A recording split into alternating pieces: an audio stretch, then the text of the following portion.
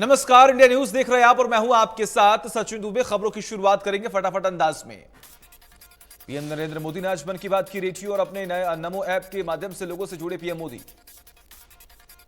कार्यक्रम में पीएम मोदी ने भारत में बनी चीजों की दुनिया में डिमांड एक्सपोर्ट में महिला हासिल की उपलब्धि पर बात की।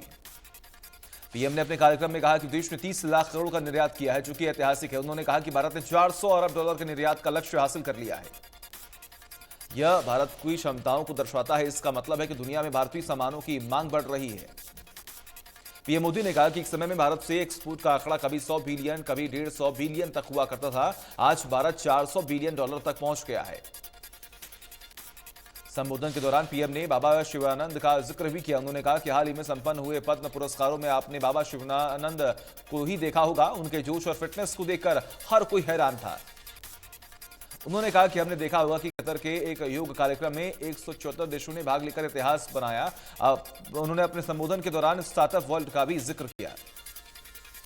मन की बात में उन्होंने चंद्रकिशोर पाटिल का जिक्र किया। उन्होंने कहा कि उनका स्वच्छता को लेकर किया गया काम सराहनीय है। वह गोदावरी नदी में लोगों को कचरा फेंकने से रोकते हैं। संबोधन के दौरान पीएम ने कहा कि देश में बहुत से लोगों ने पानी कंजर्वेशन पर काफी काम कर रहे हैं। केंद्रीय गृह मंत्री अमित शाह ने लोगों से द कश्मीर फाइल्स देखने का आग्रह किया। उन्होंने कहा कि फिल्म दिखाती है कि कैसे कांग्रेस के शासन में कश्मीर में अत्याचार और आतंकवाद फैला था। शाह ने अहमदाबाद के 330 करोड़ रुपए से अधिक की विभिन्न परियोजनाओं का उद्घाटन और शिलान्यास किया। उन्होंने लोगों से पूछा कि आप सभी ने कश्मीर पर फिल्म देखी है। उन्होंने इसे नहीं देखा, जिन्होंने इसे नहीं देखा उसे देखें और आपको पता चलेगा कि कश्मीर में कांग्रेस के शासन में अत्याचार और आतंकवाद कैसे फैलाया गया। शाह ने प्रधानमंत्री नरेंद्र मोदी के काम की तारीफ करते हुए कहा कि पीएम मोदी के नेतृत्व में देश सुरक्षित है। विकास के काम प्रमुखता से दिख रहे हैं और देश दुनिया के लिए मैन्युफैक्चरिंग हब बन गया है।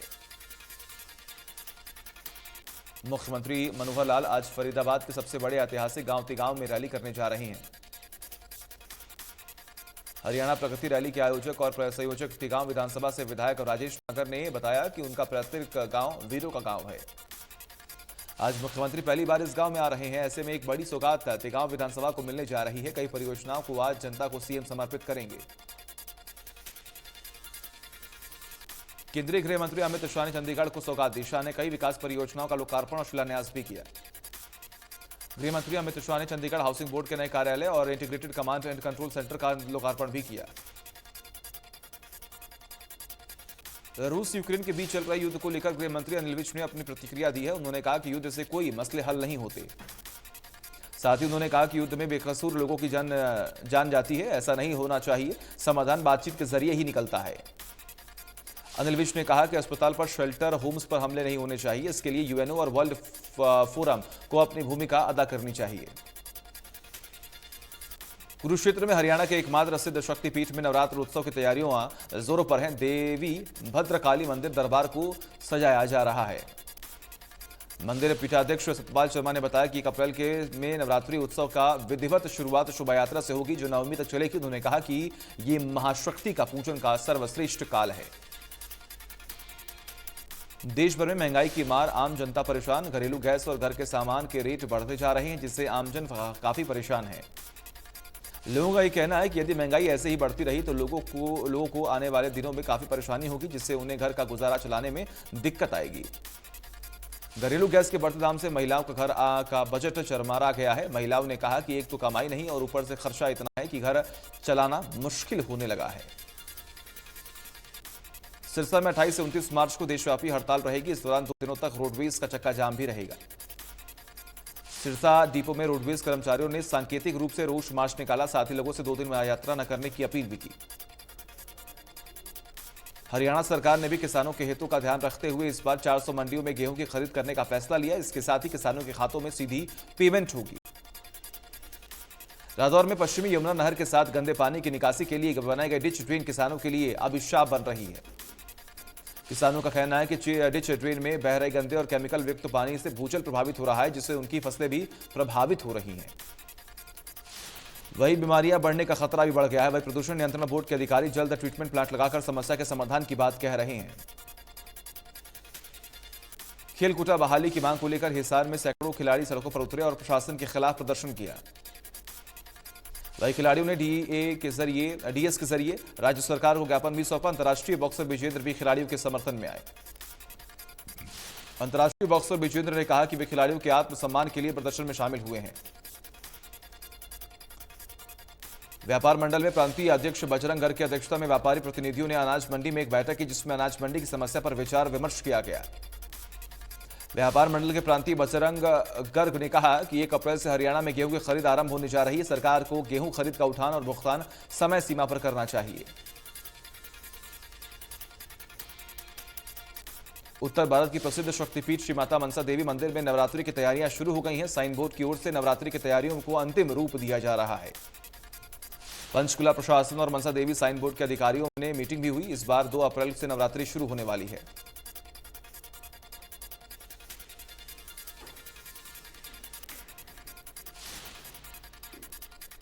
वही मंदिर में लाखों श्रद्धालुओं की भीड़ लगती है, जिसको लेकर मंदिर परिसर में शीट बनाने में से लेकर रिपेयर करने, पेंट करने का काम जोरों पर चल रहा है। करनाल में 2 दिवसीय श्री श्याम वंदना महोत्सव की शुरुआत हुई, जिसे नगर में ढोल नगाड़ों के साथ निकाला गया। अंबाला के रामबाग रोड पर स्थित शामशान घाट में लगाई गई एलपीजी शवदाह मशीन पिछले 5 महीने से कोई संस्कार न होने की वजह से बंद पड़ी है।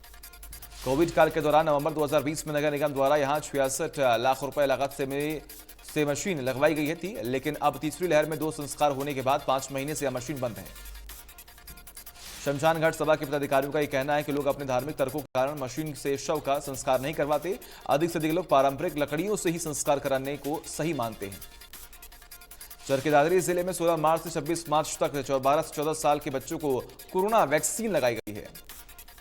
स्वास्थ्य विभाग की टीम में शहर और गांवों में जाकर 12 से 14 साल के बच्चों को वैक्सीन लगाई जा रही है।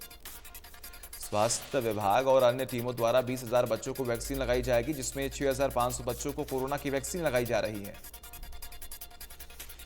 सूरजकुंड में चल रहे 35वें हस्तशिल्प मेले में हरियाणा के इतिहास को दिखाते हुए एक प्रदर्शनी लगाई गई है। लोक संपर्क विभाग द्वारा लगाई गई इस प्रदर्शनी में 1857 क्रांति के साथ साथ अन्य जिलों का इतिहास दिखाया गया है। मेला देखने पहुंच रहे पर्यटकों को प्रदर्शनी में हरियाणा के इतिहास को जानने का मौका मिल रहा है। मौजूदा सरकार की नीतियों को भी यहां प्रदर्शित किया गया है। अरुण हत्याकांड में 13 महीने पहले एफआईआर दर्ज होने के बाद भी अंबाला पुलिस ने हत्यारोपी पार्षद रूबी सोदा को गिरफ्तार नहीं किया है। इस बीच एएसपी पूजा डावला ने बेतुका बयान देते हुए कहा कि हत्यारोपी पार्षद रूबी सोदा पर कार्रवाई लाइव डिटेक्टर टेस्ट के बाद की जाएगी। सोशल मीडिया पर हर्ष फायरिंग के मामले में इंडिया न्यूज हरियाणा की खबर का बड़ा असर हुआ। मामले में टोहाना पुलिस ने मामले में जल्द कार्रवाई करने की बात कही है। शहर थाना प्रभारी राजेंद्र कौशल ने बताया कि वायरल वीडियो पर जल्द कार्रवाई की जाएगी। फायरिंग करने वाले की पहचान हो चुकी है, जिसे थाने में बुलाकर पूछताछ भी की जाएगी। वीडियो पिछले 2 दिनों से सोशल मीडिया पर लगातार वायरल हो रहा है, ताकि खुले में फायरिंग कर कानून की धज्जियां उड़ाने वालों पर कार्रवाई की जा सके।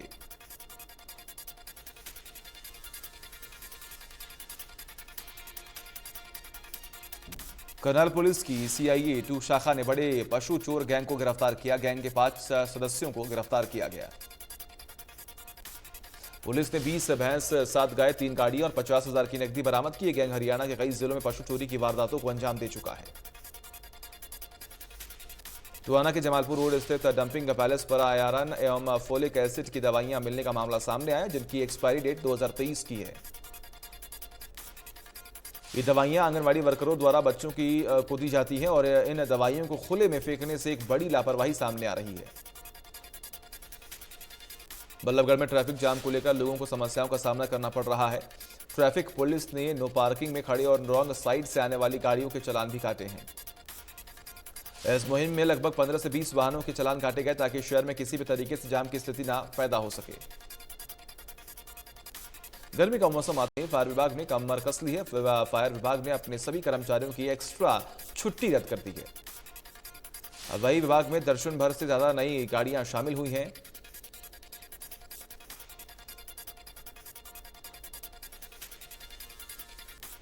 बहादुरगढ़ में एक फैक्ट्री के सिक्योरिटी गार्ड की बेरहमी से हत्या कर दी गई है। उसके बाद उसका मोबाइल फोन, दुपहिया वाहन और फैक्ट्री के अंदर रखे लैपटॉप चोरी कर ले गए हैं।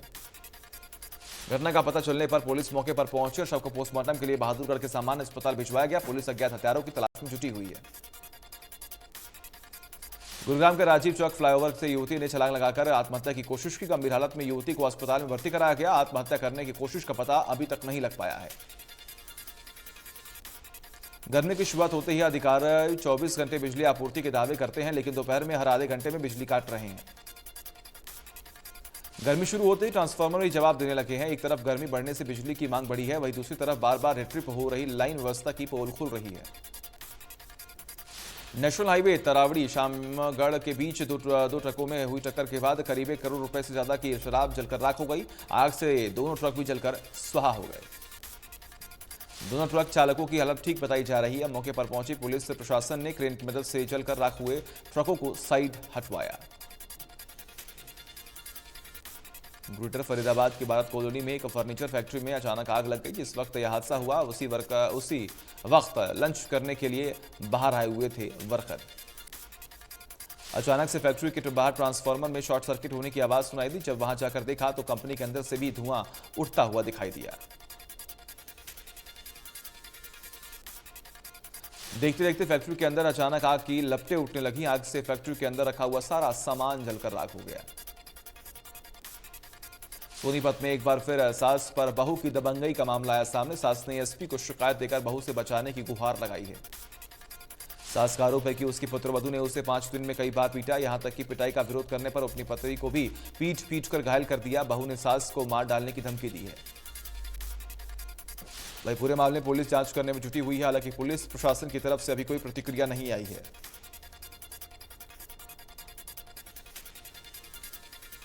सोनीपत के मुहाना थाना पुलिस को बड़ी कामयाबी मिली है। गांव खरेवड़ी में विवेक नाम के शख्स की गोलियां मारकर हत्या करने वाले कुख्यात बदमाश पुलिस के हत्थे चढ़े हैं।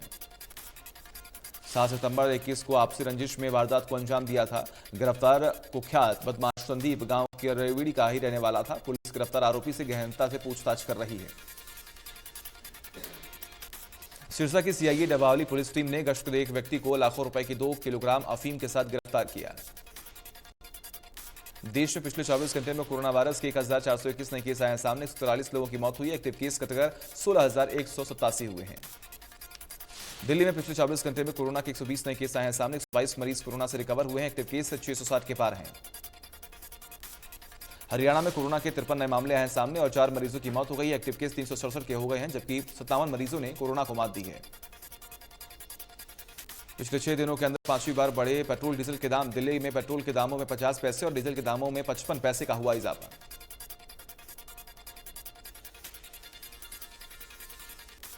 राजधानी में 1 लीटर पेट्रोल की कीमत 99 रुपए 11 पैसे और 1 लीटर डीजल की कीमत 90 रुपए 42 पैसे हो गए हैं। मुंबई में 1 लीटर पेट्रोल अब 84 पैसे की बढ़ोतरी के साथ 113 रुपए 88 पैसे और 1 लीटर डीजल की कीमत अब 85 पैसे की बढ़ोतरी के साथ 98 रुपए 13 पैसे हुए हैं। चेन्नई में 1 लीटर पेट्रोल की कीमत 104 रुपए 90 पैसे और 1 लीटर डीजल की कीमत 95 रुपए हुई है। कोलकाता में 1 लीटर पेट्रोल की कीमत 108 रुपए 53 पैसे और 1 लीटर डीजल की कीमत 93 रुपए 57 पैसे है। आईपीएल 2022 के पहले मैच में कोलकाता नाइट राइडर्स ने चेन्नई सुपर किंग्स को हराया। केकेआर ने यह मैच 6 विकेट से जीता है। कोलकाता के लिए अजिंक्य रहाणे और सैम बिलिंग्स ने अहम पारियां खेली हैं। टीम के लिए रहाणे ने 44 रन बनाए हैं। चेन्नई के दिए लक्ष्य का पीछा करने उतरी केकेआर ने 18.3 ओवरों में ही मैच जीत लिया है। वहीं सीएसके के लिए ट्वेन ब्रावो ने शानदार गेंदबाजी करते हुए 3 विकेट झटके हैं। धोनी ने 38 गेंदों का सामना करते हुए 7 चौकों और 1 छक्के की मदद से नाबाद 50 रन बनाए हैं, जबकि जडेजा ने 28 गेंदों का सामना करते हुए 1 छक्के की मदद से नाबाद 26 रन बनाए हैं। रूस यूक्रेन की जंग का आज 32वां दिन है। यूक्रेन से राष्ट्रपति जेलेंस्की ने कहा कि हम युद्ध विराम के लिए बातचीत करने के लिए तैयार हैं, पर अपनी 1 इंच जमीन नहीं देंगे। अब तक यूक्रेन ने रूस के 16,400 जवानों को मार गिराया, जबकि 117 प्लेन, 127 हेलीकॉप्टर, 575 टैंक, 293 आर्टिलरी, 1640 बख्तरबंद गाड़ियां, 91 MLRS और 7 नावों को तबाह कर दिया है। इसके अलावा 56 UAV, 51 एंटी एयरक्राफ्ट वॉरफेयर, 2 खास उपकरण, 1131 व्हीकल्स, 73 फ्यूल टैंक भी नेस्तनाबूद कर दिए गए। रूस द्वारा किए जा रहे हमले के बीच राष्ट्रपति वोलोदिमीर जेलेंस्की ने कहा कि यूक्रेन सेना के पास अतिरिक्त टैंकों, विमानों के बिना मारियोपोल को बचाना असंभव है। जेलेंस्की बोले, यूक्रेन रूसी मिसाइलों को शॉटगन और मशीन गनों से नहीं मार सकता। अमेरिकी राष्ट्रपति जो बाइडेन ने रूस के व्लादिमीर पुतिन की निंदा की। उन्होंने कहा कि दुनिया को उदार लोकतंत्र के लिए क्रूर निरंकुश शासक नहीं चाहिए। साथ ही उन्होंने यूरोप की 4 दिवसीय यात्रा के दौरान कहा कि भगवान के लिए यह आदमी सत्ता में नहीं रह सकता।